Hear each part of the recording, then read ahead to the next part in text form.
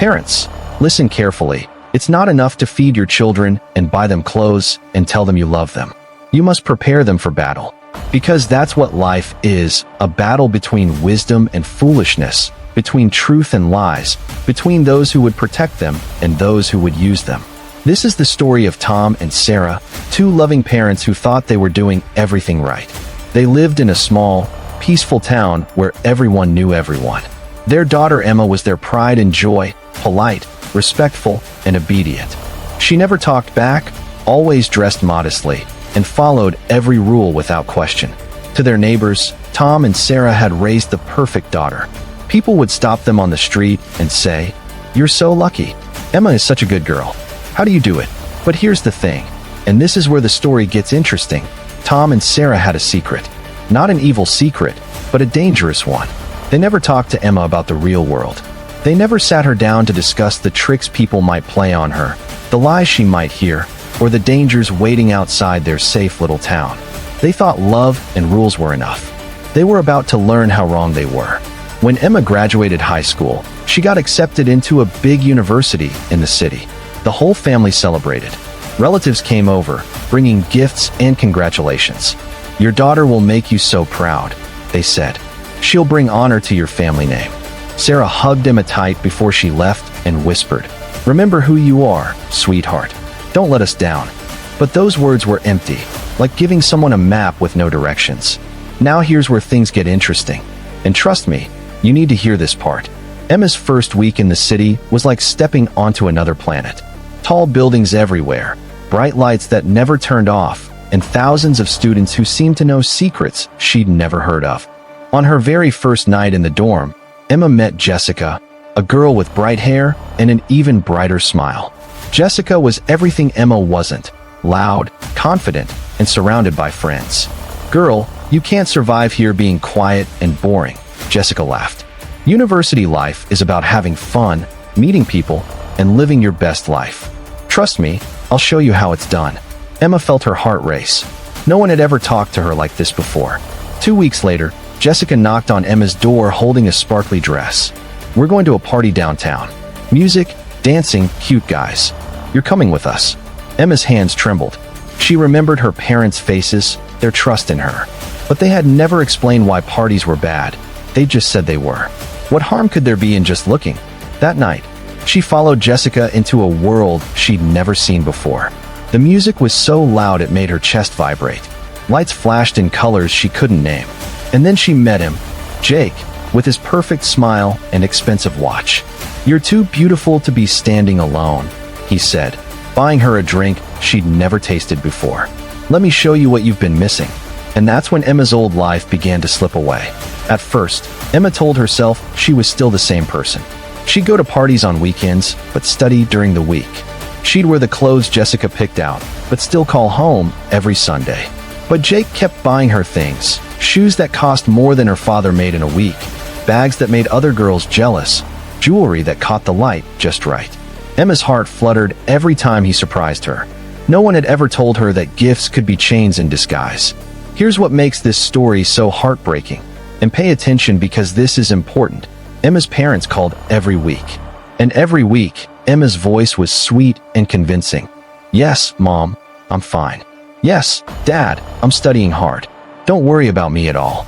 They believed her because they wanted to. Because they had no idea what questions to ask. By now you're probably thinking you know how this ends.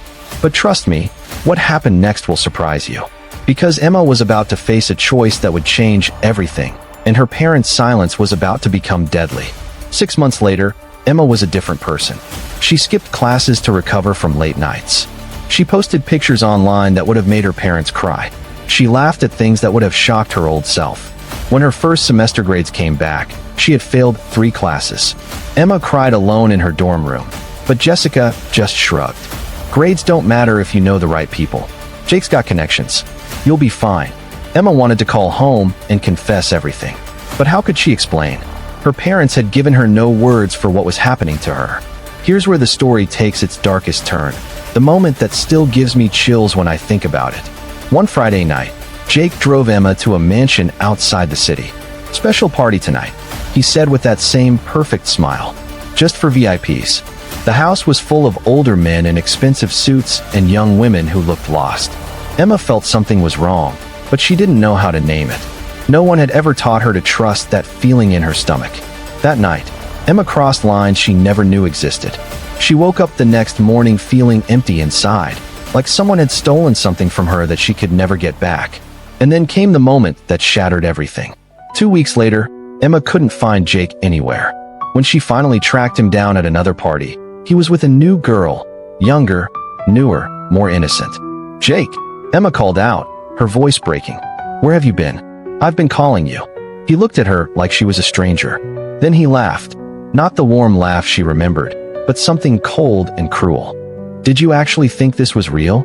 he said loud enough for everyone to hear. "Baby, there are 100 girls like you in this city. You were fun while it lasted, but it's time to move on." The words hit Emma like physical blows. The room spun around her. Every gift, every smile, every "I care about you" had been a lie. She stumbled out of that party and cried harder than she'd ever cried in her life. But the worst part? She had no one to call.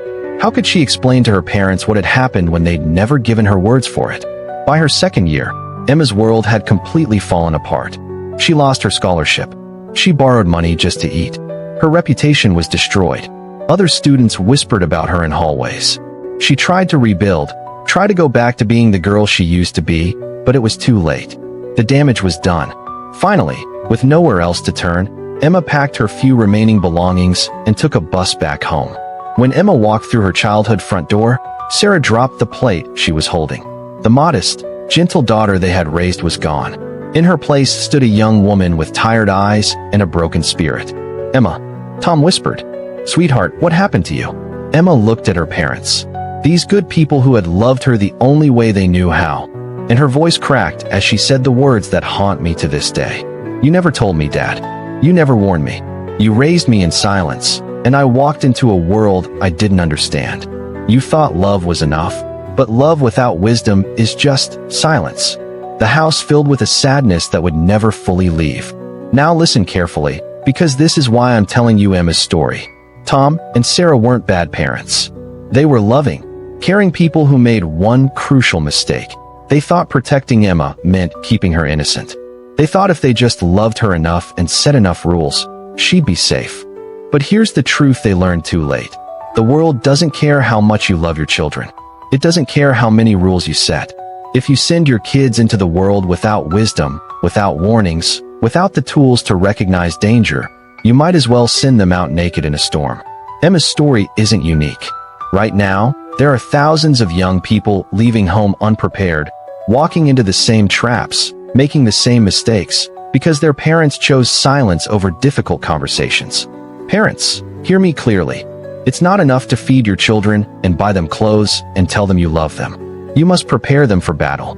Because that's what life is, a battle between wisdom and foolishness, between truth and lies, between those who would protect them and those who would use them. Sit your children down. Tell them about fake friends who smile while they plan to hurt you. Explain how predators use gifts and flattery as weapons. Teach them that not everyone who acts kind actually is kind. Yes, these conversations are uncomfortable. Yes, your children might ask questions you're not ready to answer. But uncomfortable conversations now are better than broken hearts later. If you're watching this and you have children, whether they're 10 or 17, don't make Tom and Sarah's mistake. Don't let silence be your enemy. Tonight, have that conversation. Tomorrow, have another one. Keep having them until your children are equipped with wisdom, not just love. And if you're young and watching this, thinking you're too smart to fall for the same tricks that caught Emma, remember, she thought the same thing. The wolves in this world are experts at finding our weaknesses.